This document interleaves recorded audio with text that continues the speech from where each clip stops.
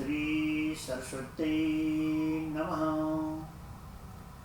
भो गुरुदेवेभ्यो नमः।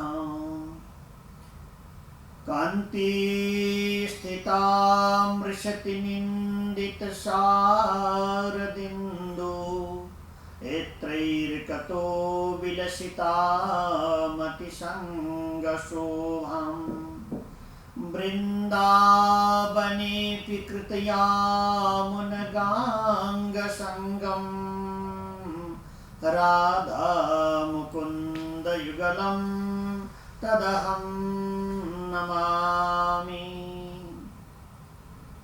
शोकरूपा प्रबोधज्ञा सर्वशास्त्रविशारदा एतत्कथ प्रकाशेन मदज्ञानं विनाशय।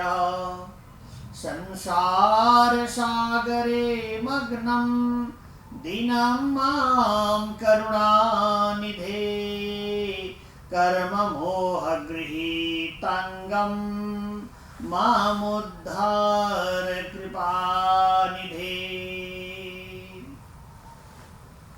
यं प्रव्रजन्तमनुपेतमुपेतकृत्यं द्वैपायनो विरहकातराजुहाव पुत्रेति तन्मयतया तरवोऽभिनेदोस्तं सर्वभूतहृदयं मुनिमानतोऽस्मि।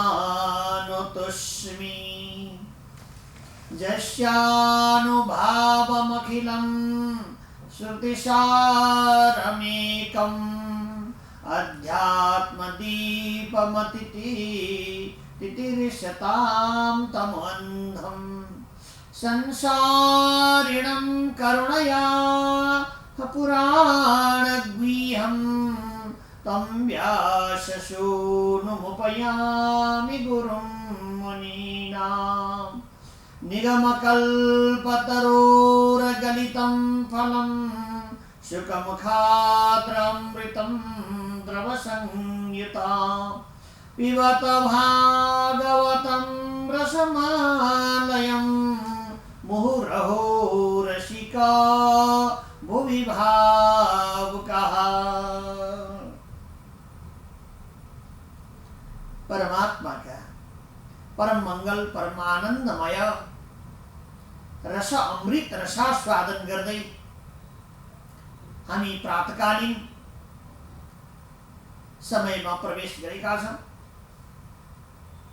र जीवहरूको परम कल्याणार्थ बडो यत्न गरेर व्यासदेव महामुनिले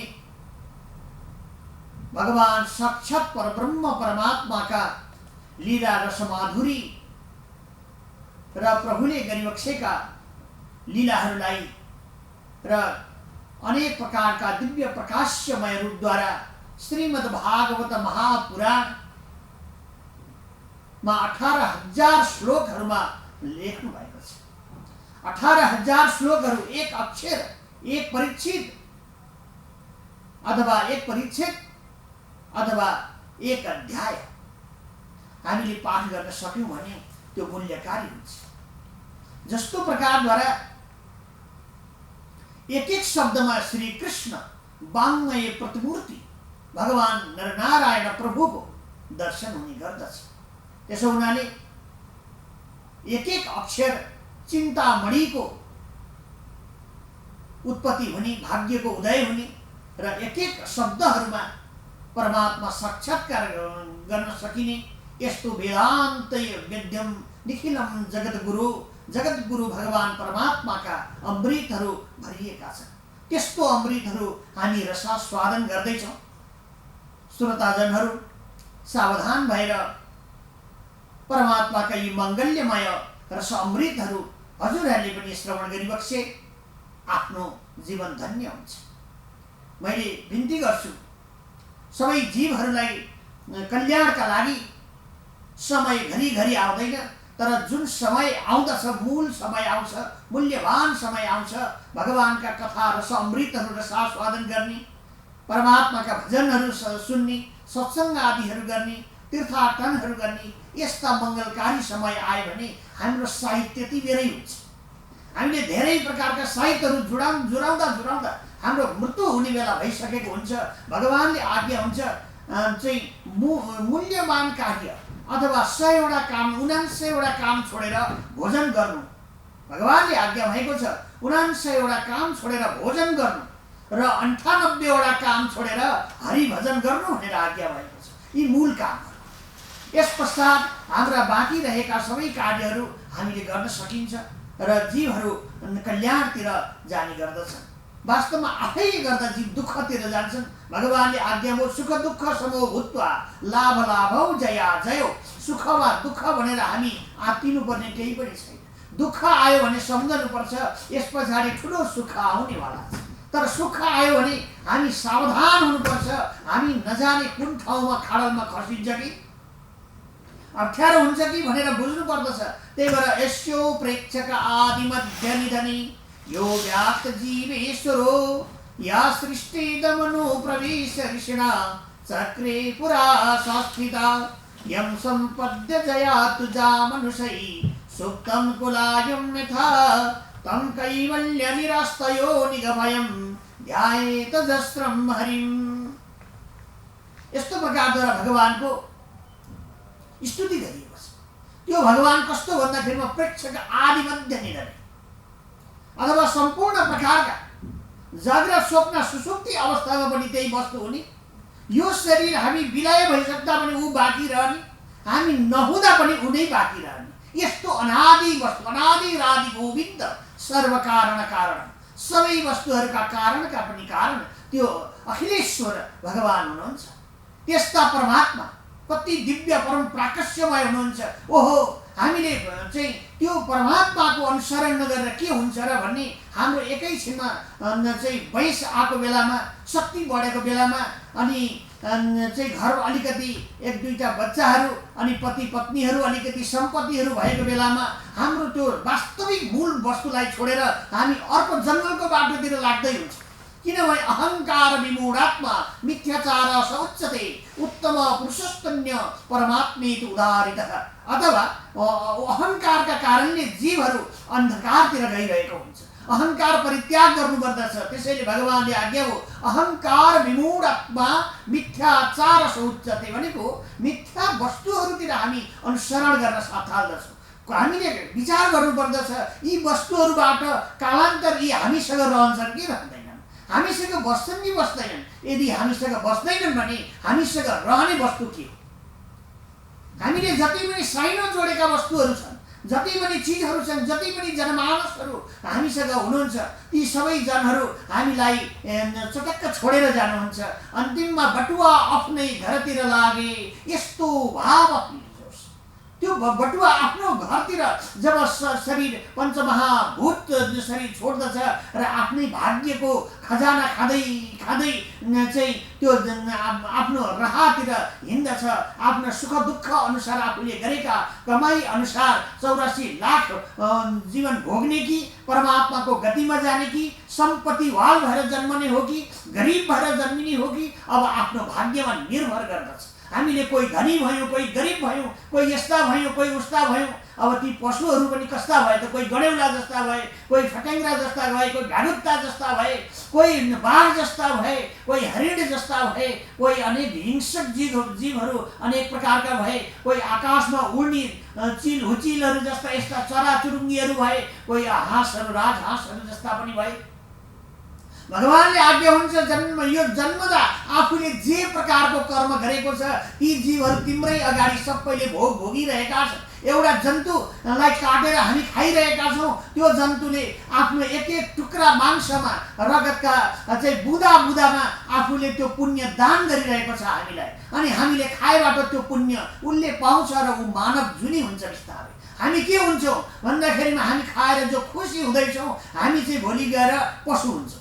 त्यसो हुनाले कृपा हामीले विचार गर्नु पर्यो। जति खुसी हामी हुँदैछौँ त्यति नै खुसी हो आफ्नो जीवन प्राण आहुति गरेर हामीलाई खुवाउँदाखेरि हुँदैछ। किनभने अस्ति शरीर हुँदा, बुद्धि हुँदा, ज्ञान हुँदा, ऐश्वर्य हुँदा हामीले दान पुण्य पुण्यात्मक कर्महरू गरेनौँ। त्यो नगरेको हुनाले आज पुण्यका लागि चाहिँ मोक्षका लागि आफ्ना ती शरीर दान गरेको हो। यस्तै महामुनिहरूले आज्ञा हुन्छ। त्यसो हुनाले हामीले पनि विचार गरेर यत्न गरेर अहिले यो शरीर हुँदै सारा अहंकार आदि वस्तुहरू छोडेर परमात्माको चिन्तनतिर लाग्नु पर्दछ भनेर भगवानले आज्ञा भएको छ। त्यसो हुनाले बुद्धिन्द्रिय मन प्राण अस्तित्व जनकान्द्रिय अथवा बुद्धिका अधिष्ठाहरू परमात्मालाई जान्नेको खण्डमा हामी प्राकाश्यमय प्रकाशित भएको बाटोतिर अगाडि हिँडिरहेका हुन्छौँ। हामीले कुन ठिक हो, कुन बेठिक हो, कुन गर्न योग्य छ, कुन गर्न योग्य छैन, हामीले आफैले छुट्याउन सक्दछौँ। जुन वस्तुद्वारा हामीलाई वास्तवमा ब्रह्मसौख्य आनन्दको विषय मिल्दछ। हामी श्रीमद् भागवत महापुराणको दशम पूर्वार्धको समयमा अथवा प्रथम स्कन्धको चाहिँ राजा परीक्षितको जन्मको प्रसङ्ग यहाँहरूलाई श्रवण गराइँदैछ। भगवानले आज्ञा यसै यो दिव्यमय प्रसङ्ग छ। हिजोको प्रसङ्गमा भीष्मद्वारा भगवानको स्तुति गर्नुभएको छ र भगवान सामलो मुहार धारण गर्नुभएका सशङ्ख चक्रं सकिरीट कुण्डलं सपीत वस्त्रं सरसीरुहेक्षणं सहार वस्त्रं स्थलकौस्तुभस्त्रियं नमामि विष्णुं शिरसा चतुर्भुजं। त्यो भगवान परमात्मालाई साष्टाङ्ग दण्डवत गरेर त्यो चतुर्बाहु नारायण रूप प्रभुलाई चाहिँ एकदम प्रकारद्वारा ध्यान गर्दै ओहो त्यो हाम्रा हृदयका आत्मा रूप परमात्मा शरीरमा वायु रूपले कण्ठमणिमा बसेर श्वास प्रश्वास रूपद्वारा तल माथि गरिबक्सने यस्तो प्रकारको परमात्मा वासुदेव सर्वम, त्यही परमात्मा वासुदेव सर्वम आज सम्पूर्ण कृष्ण अवतार स्वीकार गरिबक्स्यो। आफ्ना भक्तहरूको रक्षा गरिबक्सनका हेतु पञ्च पाण्डवहरूका समीपमा प्रभु आउनुभयो र आज त्यही भगवानले चाहिँ आफ्ना भक्तहरूको रक्षा गर्दै हुनुहुन्छ। दुर्योधनादिहरूको अहंकारलाई नष्ट गर्न अश्वत्थामाहरूले गरेको चाहिँ मान मर्दन गरिबक्सनका हेतु भगवानले कस्तो दिव्यमय कार्यहरू गरिबक्सेको छ। रणभूमिमा लड्न तम्सिरहेका कौरव पक्षहरूलाई तुरुन्तै चाहिँ मृत्युको शैय्यामा पुर्याएर आफ्ना भक्तहरूलाई भगवानले कल्याण गर्नुभयो। त्यसैले भगवान कति उद्धार हृदयवाला भइबक्सिन्छ। किनभने बाटो बिराएका जीवहरूले पक्कै दुःख पाउँदछन्, तर जो बाटोमा हिँडिरहेका छन् अथवा मूल वस्तुलाई पकडिरहनु भएका जीवहरू हुनुहुन्छ ती सर्वदा प्रकारद्वारा सुखमय नै हुन्छ। त्यसैले अनुभूति गरिरहनु भएको हुन्छ। त्यस्ता जनहरूलाई हामी नमन गर्दछौँ। भगवान भीष्म पितामहले भगवानलाई अनेक प्रकारद्वारा वन्दन गर्नुभयो। आज युद्ध भूमिका बीचमा देख्दा भगवान मैले बारम्बार विचार गर्थे, बाण बनाउँदथे हजुरलाई लागोस् भन्ने, यस बाणले चाहिँ ठेक्क लाग्ला प्रभुलाई भनेर जहिले पनि म तयारी गरेर हेर्दथे। युद्ध भूमिमा हजुरले कति राम्रो देखिनु भएको थियो। कस्तो राम्रो भन्दाखेरिमा चाहिँ सारथी बनकर रथको हाँको भूल गए ठकुराई, अथवा हजुर सारथी बनेर काँपिरहेका अर्जुनलाई ब्रह्म ज्ञान दिँदै बक्सिन्थ्यो। हजुरले कर्म गर्न यो शरीर पाएपछि चाहिँ अनेक प्रकारका कर्म गर्नुपर्दछ। यसमा चाहिँ हामी कहिल्यै पनि पछाडि हट्नु हुँदैन भनेर भगवानले हामीलाई कर्म गर्ने उपदेश बक्स्यो र यसै समयमा भक्ति र ज्ञानको उपदेश पनि बक्सेको छ। र असाध्यै भक्ति भावद्वारा मय्यवश्या मनो एमां नित्ययुक्त उपासते श्रद्धया परयोपेतास्ते युक्तात्मामतः यत्क्षेरमनिर्देश्य अव्यक्तं परिपासते सर्वत्र गमचिन्त्यं च कुटस्थ अचलं ध्रुवं भनेर भगवानले चाहिँ आज्ञा भयो। अथवा सबै वस्तुहरू ममा न्युछावर गरेपछि त्यो जनको रक्षा गर्ने जिम्मा मेरो हुने गर्दछ। जस्तो प्रकारद्वारा विवाह गरेर गएकी चाहिँ गृहवधू बनेर गएकी छोरी अब गइसकेपछि सम्पूर्ण जिम्माहरू आफ्ना पतिले म तिमीलाई पालन पोषण गर्छु, सबै प्रकारका कार्यहरू गर्दछु, म दुःख अप्ठ्यारो असजिलो पार्दिन भनेर संकल्प गरेर लिएर जानुहुन्छ। यस्तै प्रकारद्वारा भगवान अहम भक्त पराधीनो, जो भक्त परमात्माको शरणमा जान्छन् ती जनहरूको पनि कल्याण त्यही परमात्माले गर्नुहुन्छ। यस्ता भगवानलाई हामी बारम्बार वन्दन गर्दछौँ। भीष्म पितामहले एकदम प्रभुलाई हृदयभर स्मरण गर्नुभयो। रणभूमिमा प्रभुले बक्सेका ज्ञानहरू सम्झनुहुन्छ। अर्जुन र पञ्च पाण्डवहरूलाई प्रभुले कति माया माया कति प्रेम गरिबक्सेको छ। दयाका खानी भगवान हुनुहुन्छ। त्यस्ता परमात्मालाई हामी दुःखहरूलाई भगाउने, आनन्द प्रदान गर्ने र सम्पूर्ण प्रकारका सम्पदाहरू त्यही परमात्मासँग छ। त्यस्ता प्रभुलाई हामी बारम्बार वन्दन गर्दछौँ र हामी जीवहरूको चाहिँ भगवानले भक्तहरूको कल्याण गरिबक्सिन्छ। जीवहरूको उद्धार पनि केवल परमात्माको भजनामृत, कथामृत, भजनामृत यी दिव्यमय कर्महरूबाट नै ती जीवहरू मोक्षको गतिमा प्राप्त हुने गर्दछन्। भगवानले कृपा गरेर आज्ञा भयो, अब यस्तै समयमा दिव्य ज्योति परमात्माका चरणमा गएर ज्योतिमा ज्योति मिलेको छ। ब्रह्म ब्रह्मैव भव जायति, ब्रह्मको वस्तु ब्रह्म नै भएको छ। परमात्माको चिज परमात्मैसँग मिलेको छ। त्यसो हुनाले त्यस्ता परमात्मा का शरणमा आज भीष्म पितामह धर्मका खम्बा मिल्नु भएको छ। त्यो पञ्चमहाभूतलाई पञ्चपाण्डवादीहरू र भगवान कृष्णका साथमा नै संस्कार गरिबक्स्यो भन्ने प्रसङ्ग यहाँहरूले श्रवण गरिसकिबक्सेको छ। र माङ्गल्यमय स्वभाव अब भगवान चाहिँ दिव्यमय प्रकारद्वारा सबैलाई आशीर्वचनहरू प्रदान गरिबक्सिन्छ। परीक्षित महाराज उत्तराले जो गर्भमा धारण गर्नुभएको भगवान परमात्माले रक्षा गरिबक्सेको कति राम्रो साँवलो मुहार प्रभुको र जहिले पनि हृदयका अन्तःकरणमा गर्भमा प्रवेश गरेर प्रभुले दर्शन दिइबक्सिन्थ्यो र अस्वस्थामाको ब्रह्मास्त्रलाई परास्त गरेर रक्षा गरिबक्सेको थियो। आज उत्तराका गर्भबाट पुत्र सुख भएको छ।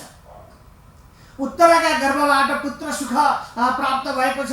पञ्चपाण्डवहरू असाध्यै खुसी भए, आज हाम्रा नातिको जन्म भएको छ। त्यसो भएको हुनाले यो साह्रै माङ्गल्यमय भयो। सुतदेव महाशयलाई 88,000 ऋषिहरूले नैमिषारण्यमा जिज्ञासा गर्नुभयो, भगवान राम यी जस्तो प्रकारद्वारा उत्तराका गर्भबाट जन्मनु भएका चाहिँ पुत्र हुनुहुन्छ, उहाँ कस्तो हुनुहुन्छ भनेर सोध्नुभयो। उहाँ साक्षात् प्रकारद्वारा परमात्माका भक्त हुनेछन्, वंश बढाउनेवाला हुनेछन्, धर्मको रक्षा गर्नेवाला हुनेछन्, गौ रक्षा गर्नेवाला हुनेछन्। पृथ्वी धरणीमा परेको चाहिँ अनेक प्रकारका विकारहरूलाई नष्ट गरेर कंसादि राक्षसहरूलाई अन्त्य गरेर धर्मको बिगुल फुकिबक्सिनेछ र धर्मको सबैलाई आचरण गर्नका लागि यज्ञ होम होमादिहरू गरिबक्सिनेछ र राजा भएर सबै प्रजाहरूलाई आनन्द प्रदान गर्नुहुन्छ। सबैलाई त्यो ब्रह्म परमात्माको भजन गर्नुपर्छ भनेर यस्तो प्रकारको सिकाउनु हुनेछ। यिनी त साह्रै ठुला साह्रै भक्त हुनेछन्, किनभने जन्मैमा त्यो भगवानले रक्षा गरिसकिबक्सेको छ। अब त्यसै समयमा साह्रै खुसी भएर युधिष्ठिर र पञ्चपाण्डवादीहरूले ब्राह्मणहरूलाई आमन्त्रण गर्नुभयो। आमन्त्रण गरेर उहाँको चाहिँ ब्रह्मनाल काट्ने अथवा ब्रह्म उत्सवहरू गरिएको छ र अनेक प्रकारका दानहरू दक्षिणाहरू गरेर ब्राह्मणहरूलाई यथेष्ट पार्नुभयो र विशेष प्रकारद्वारा खुसी भएर अर्हणहरू सुन चाँदी गाई पैसा यस्तो प्रकारको दक्षिणाहरू दिएर भोजन गराएर वस्त्रादिहरू दिएर ब्राह्मणहरूबाट आशीर्वाद लिनुभएको छ। किन भन्दाखेरिमा ब्राह्मणोस्य मुखमासित बाहो राजन्यः कृतः तुरु तदश जपैषः पद्भ्यां गुं शूद्रो अजायतः भनेर बताइएको छ। जहिले पनि भगवानको भजन गरेर एकदम यो पाकेको शरीर अथवा सिद्ध भएको शरीर चाहिँ ब्राह्मणको हुन्छ। ब्राह्मण भनेको मुख हो। यो मुख जहिले पनि यसले राम्रो जब भगवानको भजन गर्ने ती जनहरू हुनुहुन्छ त्यो ब्राह्मणस्य उहाँहरूले दिएको आशीर्वादले जीवहरूको भाग्यको उदय हुन्छ।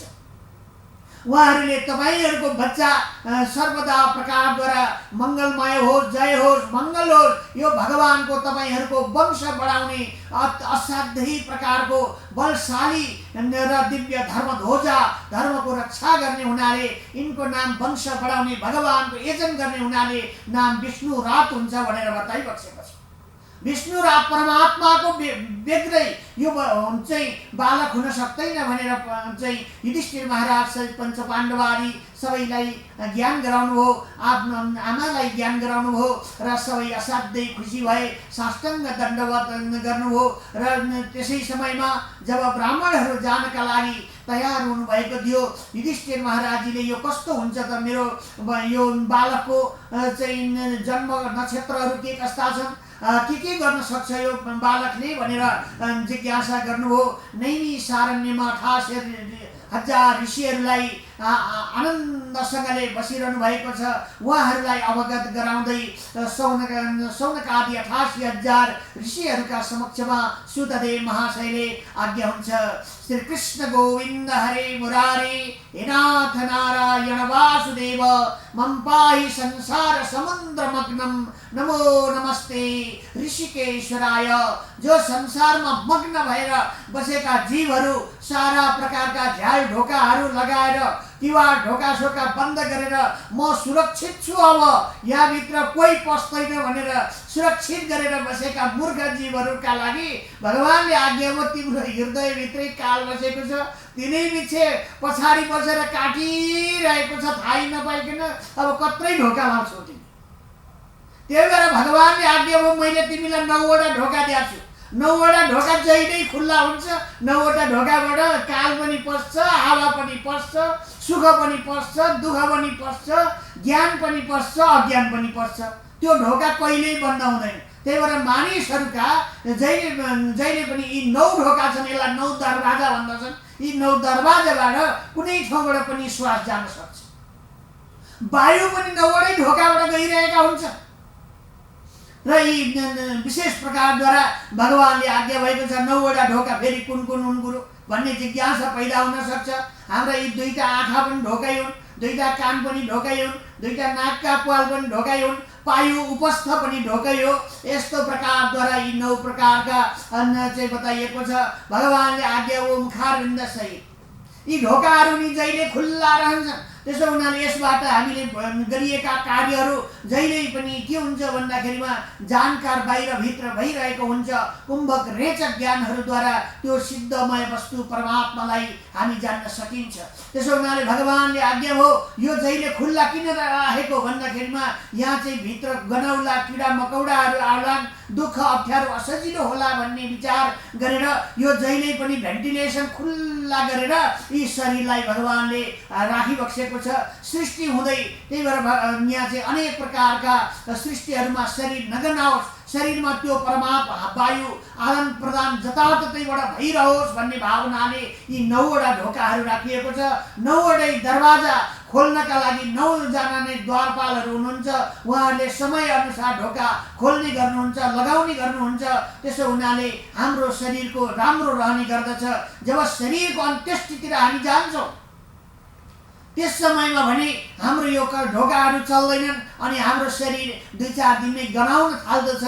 गनाउने डरले हामी पहिले नि लिएर यसलाई चाहिँ अन्त्येष्टि गर्दछौँ अथवा कहीँ गाड्दछौँ अथवा संस्कार गरेर डढाइ नै दिन्छौँ अनि त्यो संस्कार सक्दछौँ। यस्तो प्रकारको शरीर पञ्चमहाभूत शरीर सकिन्छ। सौनक आदि ऋषिहरूमा प्रभा सौनकजीले सोध्नुभयो अनि राजा परीक्षित कस्तो प्रकारद्वारा उहाँ रहनुहुन्छ त भन्दा हेर, उहाँ त वास्तवमा जन्मदैखेरि